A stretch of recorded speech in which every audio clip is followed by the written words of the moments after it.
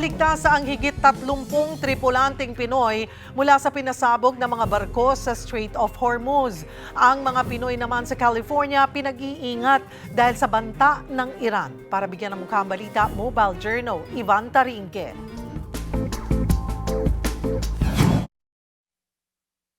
Tatlong oil tanker ang pinasabog malapit sa Strait of Hormuz itong Martes. Dalawa sa mga ito may sakay ng mga Pilipino. Ligtas na raw ang 38 Pilipinong tripulante.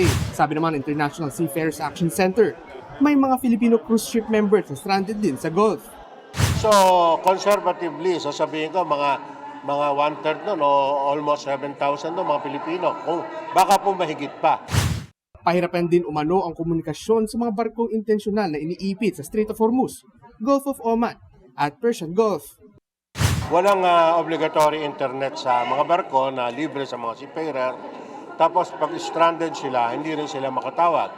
Pangalawa, yung global positioning po, naka-jam yan. Dinajam yan ng US, mga US military. Sa Iraq, nakuhaan ng Filipino seafarers ang pagsabog na ito. Nagising ka sa sabog? Oo. Sa Middle East, may mga Pinoy na gusto nang makauwi sa Pilipinas, gaya ng mister ni Catalina na nasa Dubai. Hanggang ngayon daw kasi, may mga pagsabog pa rin doon.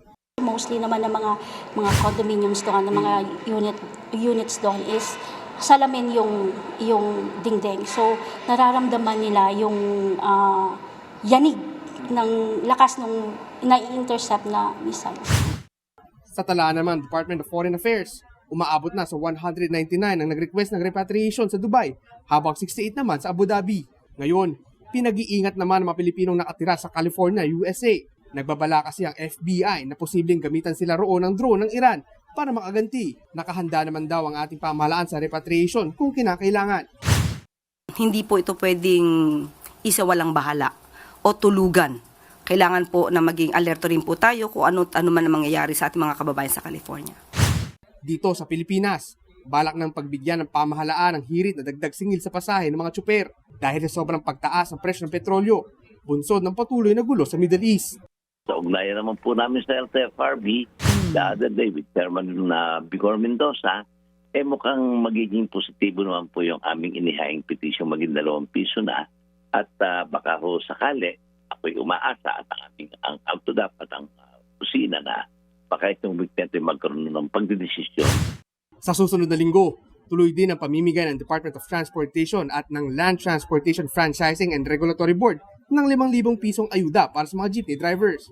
Sa Martes, March 17, magsisimula na rin mamigay ang Department of Social Welfare and Development ng 5,000 pisong cash assistance para muna sa mga tricycle drivers sa Metro Manila. Kahit pa paano siguro, makakatulong-tulong kahit pa paano. Dahil sa mahal ng gasolina. Saka sa mga bilihin lahat Kulang yun kasi sa sobrang taas ng gasolina. Kahit may nakalaan ng ayuda ang DOTR sa mga tsuper ng jeep, kasama pa rin ang mga ito sa mga tutulungan ng DSWD, pati ang mga TNVS at delivery riders. Sa mga empleyado ng pamahalaan, may pautang ang Government Service Insurance System o GSIS sa mga gusto magpalagay ng solar panels sa kanilang mga bahay. Sa ginhawa solar energy loan ng ahensya, pwedeng humiram ang government employee ng hanggang 500,000 pesos para rito. 5% lang ang interest kada taon at pwedeng hulugan buwan-buwan sa loob ng hanggang 5 taon. May 3 taong libreng insurance pa sakaling masira ang solar panel. Mga kapatid, Mobile Journal, Ivan Tarinque po hatid ang mukha ng balita.